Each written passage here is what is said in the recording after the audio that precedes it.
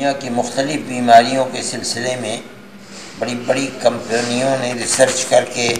ایسے ٹیکے ایجاد کیے ہیں جن کے بچپن میں لگانے سے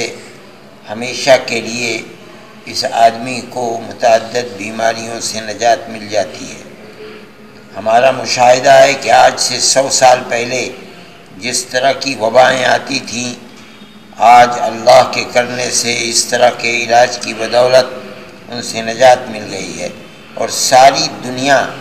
بچے کی پیدائش کے بعد اس طرح کے ٹیکوں کا استعمال کرتی ہے۔ میں نہیں سمجھتا کہ اس میں کسی نقصان کے خطرے کے خوف کی بنیاد پر اس کے استعمال سے بچا جائے اور خسرہ اور روبیلا جیسی بیماریوں کے خطرے سے صرف نظر کر لیا جائے، اس لیے